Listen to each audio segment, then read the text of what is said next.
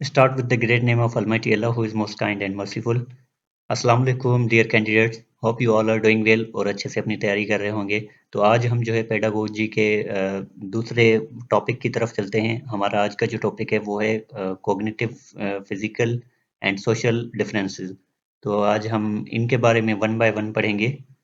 ये हमारा टॉपिक है आज का, इसके बारे में हम पढ़ेंगे। चलते हैं। जैसे कि हम इस बुक में से पढ़ रहे हैं, काफ़ी चीज़ें जो है मैं इस बुक से ले रहा हूँ और कुछ चीज़ें जो है मैं इंटरनेट से अपनी रिसर्च करके फिर जो है आपको एक लेक्चर बनाकर वो आपकी तरफ पहुँचा रहा हूँ। तो चलते हैं हम अपने टॉपिक की तरफ। आज का हमारा टॉपिक जो है ये है, दूसरा टॉपिक है आज का हमारा, cognitive physical social and emotional differences.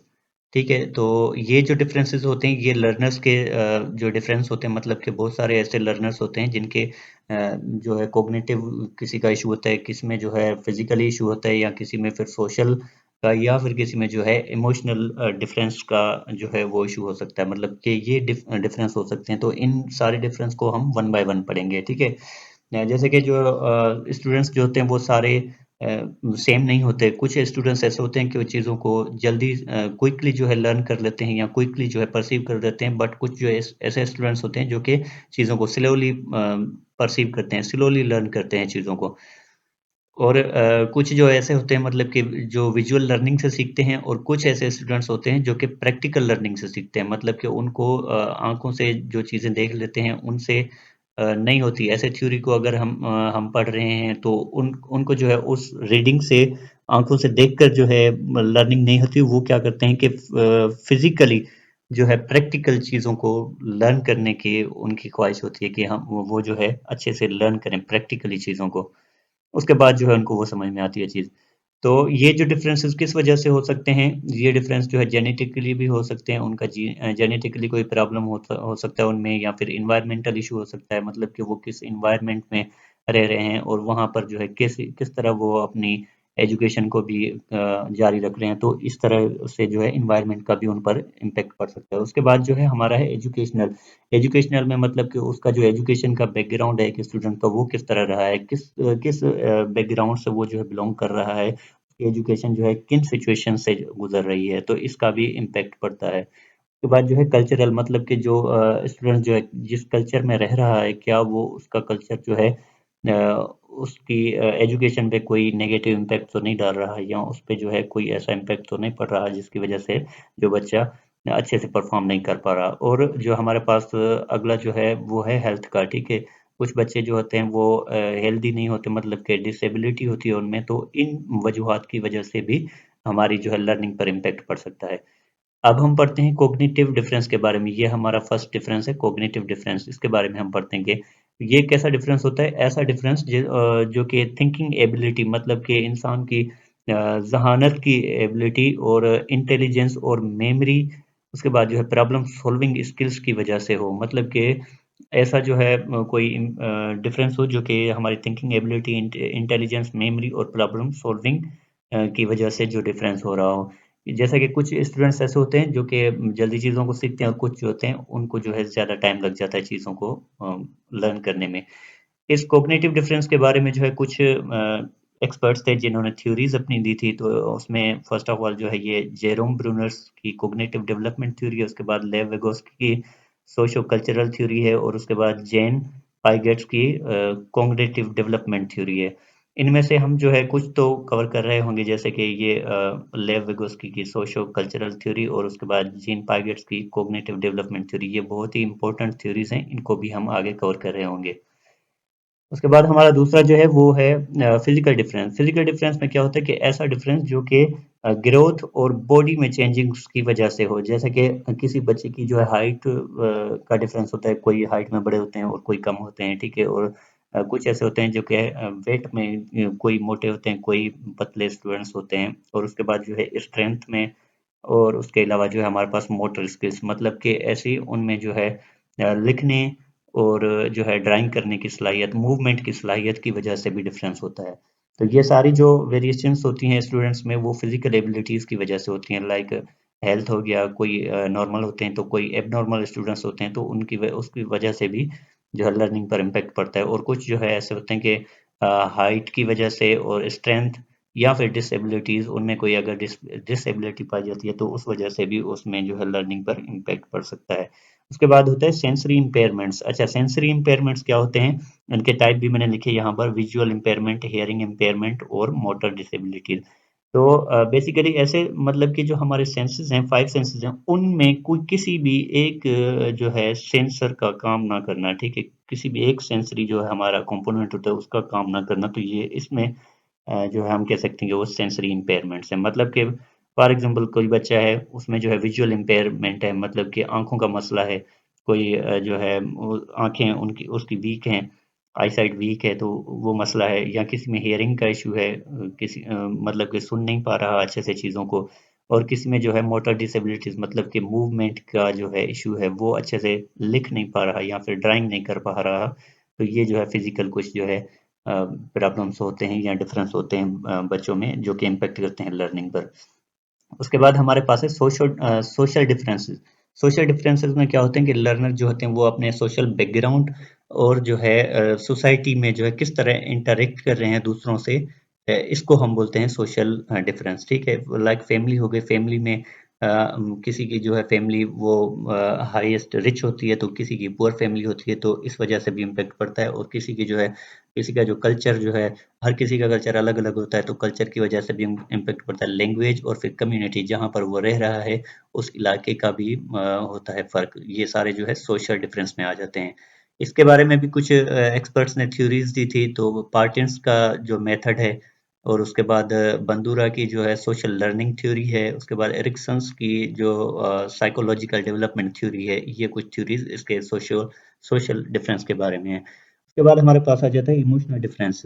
तो इमोशनल डिफरेंस में क्या होता है कि स्टूडेंट्स जो होते हैं वो इमोशनल जो डेवलपमेंट में बहुत सारे जो है डिफरेंट होते हैं एक दूसरे से। लाइक किसी का कॉन्फिडेंस ज़्यादा है, किसी का जो है मोटिवेशन किसी की ज़्यादा है, मतलब कि कोई मोटिवेशन के हिसाब से सही है या कोई कम है, किसी का कॉन्फिडेंस कम है, या किसी में एंजाइटी का मसला है, या फिर किसी में सेल्फ एस्टीम का मसला है, मतलब कि वो जो है खुद को जो है वैल्यू किस तरह देते हैं।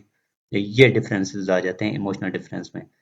अच्छा, इनको टैकल करने के लिए जो टीचर्स को क्या रोल्स अदा करने चाहिए? तो टीचर्स जो हैं वो क्लासरूम में क्या करेंगे, डिफरेंशिएटेड इंस्ट्रक्शंस, मतलब कि जो भी बच्चे हैं, सारे जो बच्चे हैं उनको उनकी एबिलिटीज़ के मुताबिक पढ़ाया जाए। डिफरेंशिएटेड इंस्ट्रक्शंस का मतलब ये है कि ऐसी टीचिंग जो कि डिफरेंट जो बच्चे हैं उनको उनकी एबिलिटीज़ की के हिसाब से जो है करवाई जाए, ऐसी मतलब कि लर्निंग करवाई जाए। उसके बाद इंडिविजुअल अटेंशन होती है, मतलब कि हर एक अगर देखें बच्चा कोई किसी में कोई मसला है तो उसको आप इंडिविजुअली टाइम दें, ठीक है? टीचर उसको इंडिविजुअली टाइम दे अलग से। उसके बाद फ्लेक्सिबल ग्रुपिंग, उन बच्चों की जो ग्रुपिंग बना दें, जो भी बच्चे ऐसे मतलब कि जो चीज़ों को सही से नहीं परसीव कर रहे, तो उनको जो है टैलेंट जो बच्चे हैं उनके साथ ग्रुप कर दें। ऐसे ग्रुपिंग में फिर उनकी जो है स्टडी करवाएँ। उसके बाद टीचिंग एड्स, मतलब कि टीचर जो है उसको टीचिंग असिस्टेंट प्रोवाइड करे। असिस्टेंट्स मतलब कि ऐसी के जो टीचिंग टूल्स हो गए, लाइक ग्राफ्स हो गए, चार्ट्स वगैरह हो गए, या फिर जो है प्रोजेक्टर हो गया, उस पर जो है उनको अच्छे से समझाए। उसके बाद है कंटिन्यूअस असेसमेंट, मतलब कि वो कंटिन्यूअसली उस स्टूडेंट्स को असेस करता रहे, जिसमें कोई भी ऐसा इन चारों में से कोई भी ऐसा अगर कोई डिफरेंस है तो। ये जैसे कि मैंने एग्जांपल दिया कि यूजिंग डायग्राम्स, डायग्राम्स यूज़ करें विजुअल लर्नर्स के लिए, और एक्सप्लेनेशन दे ऑडिटरी जो लर्नर्स होते हैं उनको एक्सप्लेन करके बताए। और जो काइनेस्थेटिक लर्नर्स होते हैं उनके लिए जो है वो फिजिकली जो है एक एक्टिविटी जो है परफॉर्म करे। अच्छा, अब जो है हम पाइगेट्स की कॉग्निटिव डेवलपमेंट थ्योरी को देख लेते हैं कि जो जीन पाइगेट, उसका कंप्लीट नाम था जीन पाइगेट, उसने एक स्विट्जरलैंड का जो है साइकोलॉजिस्ट या एपिस्टेमोलॉजिस्ट था जिसने दी थी। कब दी थी? 1936 में दी थी। और वो कब पैदा हुए थे? 1896 में पैदा हुए और 1980 में वो वफात पा गए। तो इसके अकॉर्डिंग जो है एक बच्चा जो होता है वो लिटिल साइंटिस्ट होता है, मतलब कि वो जो है छोटा एक साइंटिस्ट होता है जिसको हम कंस्ट्रक्टिविस्ट बोलते हैं, मतलब कि वो चीज़ों को खुद से वो कंस्ट्रक्ट कर रहा होता है। हमारे पास जो है इस थ्योरी में कुछ स्टेजेस हैं। हमारे पास फर्स्ट स्टेज है यहाँ पर सेंसरी मोटर स्टेज, मतलब कि इन्फेंसी, जो बर्थ से लेकर 2 इयर्स तक के बच्चे होते हैं, 2 इयर्स के बच्चे, ठीक है?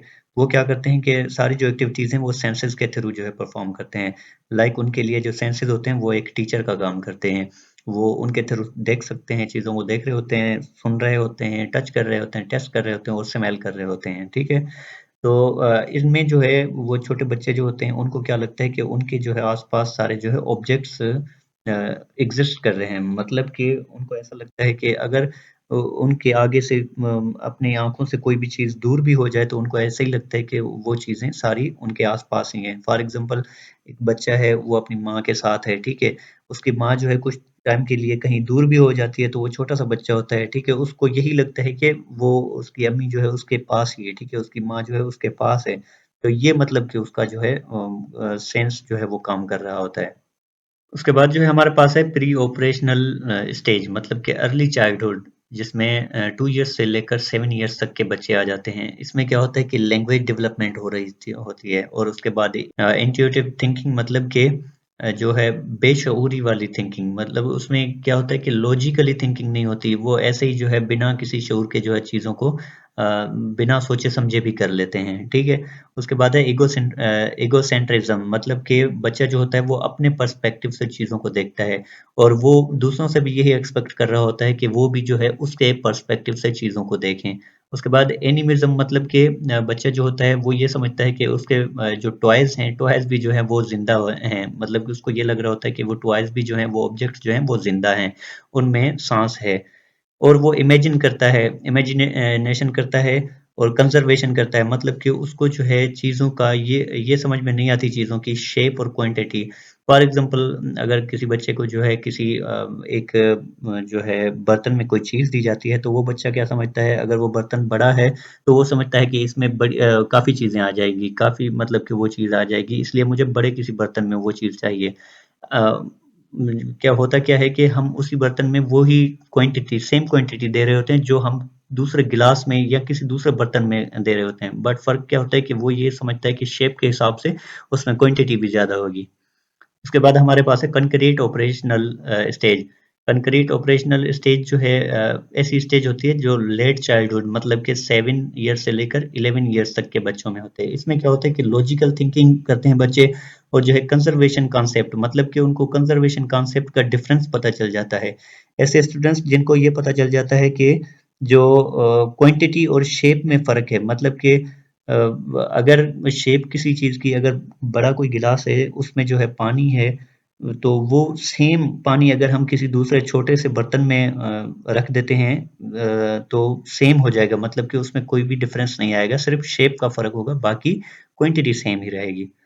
उसके बाद हमारे पास जो है फॉर्मल ऑपरेशनल स्टेज है जिसमें क्या होता है कि एडोलसेंस मतलब कि जो है अडल्ट हो जाते हैं बच्चे जब 12 ईयर से लेकर डेथ तक काफ़ी मतलब कि जब तक वो ज़िंदा होते हैं तब तक की ये स्टेज होती है। इसमें क्या होता है कि एब्स्ट्रैक्ट थिंकिंग होती है मतलब कि जो लोग हैं या इसमें तो बड़े हो जाते हैं मतलब कि स्टूडेंट्स लेवल के भी होते हैं और हम भी बड़े भी आ जाते हैं इसमें। क्या होता है कि हम करते हैं एब्स्ट्रैक्ट थिंकिंग मतलब कि उन चीज़ों के बारे भी में भी हम सोच रहे होते हैं जो कि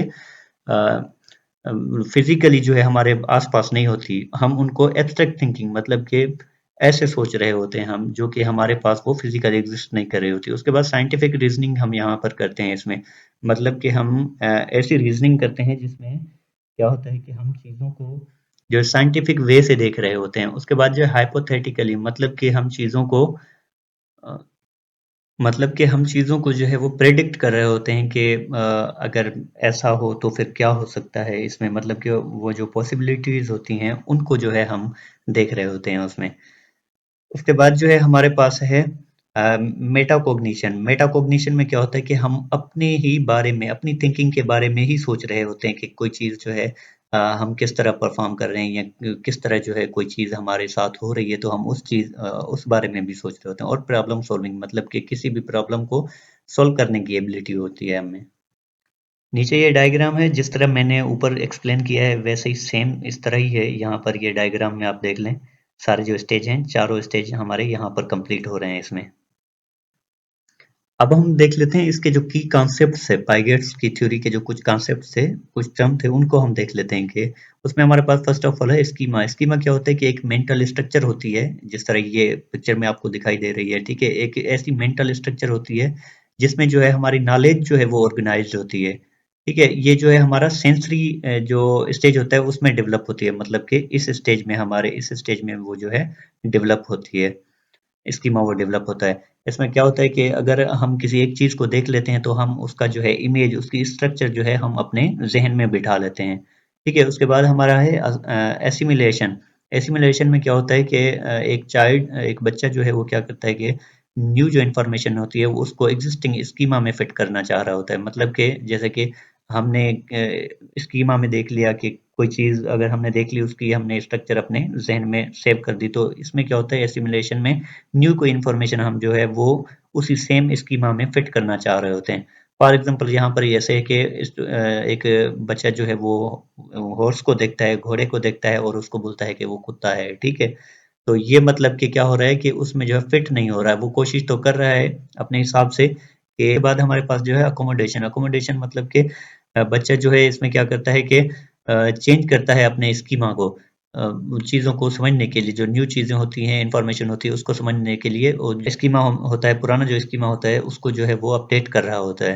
इसमें क्या करता है, वो नया जो है स्कीमा वो क्रिएट कर लेता है। फॉर एग्जांपल बच्चे को ये समझाया जाता है कि वो जो हॉर्स है वो कुत्ते से डिफरेंट है, तो वो क्या करता है उसी टाइम जो है अपना जो है वो स्कीमा को अपडेट कर देता है, और वो ये जो है लर्न कर लेता है, वो डिफरेंस जो है समझ लेता है कि जो एक हॉर्स जो है वो डॉग से डिफरेंट है। उसके बाद हमारे पास है इक्विलिब्रियम। इक्विलिब्रियम में क्या होता है कि हमारी जो प्रीवियस इंफॉर्मेशन होती है वो फिट होती है न्यू इन्वायरमेंट में।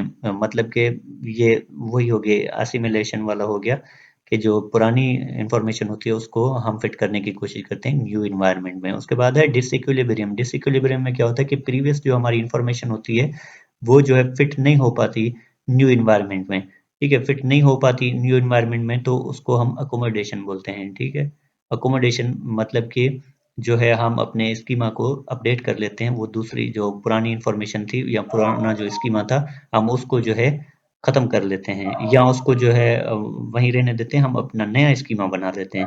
उसके बाद है कंस्ट्रक्टिविज्म। कंस्ट्रक्टिविज्म में क्या होता है कि स्टूडेंट्स जो है वो अच्छे से सीखता है चीज़ों को प्रैक्टिकली एक्सपीरियंस करके, मतलब कि चीज़ों को करके वो सीखता है अच्छे से। अब हम देख लेते हैं विगोस्की की कॉग्निटिव डेवलपमेंट थ्योरी को। लेव विगोस्की जो रशियन साइकोलॉजिस्ट था, 1896 में पैदा हुआ और 1934 में वफात पा गए। इसने जो मेन कॉन्सेप्ट दिया था, ये दिया था कि जो चिल्ड्रंस हैं, जो बच्चे हैं, वो क्या करते हैं कि जो कॉग्निटिव उनकी जो एबिलिटीज़ होती हैं वो इस तरह डेवलप होती हैं कि वो सोशल इंटरेक्शन से सीखते हैं, कल्चर से सीखते हैं, और जो ऐसा बंदा जो कि उनसे जो है ज़्यादा नॉलेजेबल हो, मतलब कि ऐसे बंदे जो कि जिनके पास ज़्यादा नॉलेज हो वो उनसे सीखते हैं, और अच्छे से जो है वो सीखते हैं इनसे, टीचर्स से, पेरेंट्स से और पीयर्स से, मतलब कि वो उनके साथ अच्छे से इंटरेक्शन करके सीखते हैं चीज़ों को। हम इसमें जो है लेवल्स आ जाते हैं लर्निंग के। एक फर्स्ट जो लेवल है वो है ZAD, जिसका जो है फुल फॉर्म है ज़ोन ऑफ एक्चुअल डेवलपमेंट, या फिर एक्चुअल लर्निंग। ठीक है, ज़ोन ऑफ एक्चुअल डेवलपमेंट जिसको हम बोलते हैं। इसमें क्या होता है कि एक जो लर्नर होता है वो क्या कर सकता है, मतलब कि अकेला ही में वो क्या कर सकता है किसी भी हेल्प के बगैर। इसमें ये देखा जाता है कि एक जो लर्नर है या जो बच्चा है वो जो है अकेला ही में वो खुद के साथ जो है वो किस तरह सीखता है चीज़ों को विदाउट किसी हेल्प के। और ZPD मतलब कि ज़ोन ऑफ प्रॉक्सिमल डेवलपमेंट, जिसमें क्या होता है कि जो लर्नर है वो हेल्प, किसी भी हेल्प के साथ जो है वो सीखता है चीज़ों को, मतलब कि किसी बंदे से जो है उसको कोई हेल्प मिल रही होती है। ये ऐसा गैप होता है जो कि ज़ोन ऑफ एक्चुअल डेवलपमेंट और ज़ोन ऑफ प्रॉक्सिमल डेवलपमेंट के दरमियान होता है। मतलब कि इसमें जो है किसी भी तरह की जो है हेल्प के थ्रू बच्चा सीखता है चीज़ों को। यहाँ पर जो टर्म्स हैं स्कैफोल्डिंग, इसका मतलब है कि ऐसी टेम्पररी सपोर्ट जो कि उस लर्नर को दी जाती है ज़ोन ऑफ एक्चुअल डेवलपमेंट में, sorry, zone of proximal development में। वो जो है टीचर से भी हो सकती है, पेरेंट्स से भी हो सकती है, या फिर पीयर से भी हो सकती है। ऐसी मतलब कि वो हेल्प होती है जिसको हम स्कैफोल्डिंग बोलते हैं, टेम्पररी एक सपोर्ट होती है।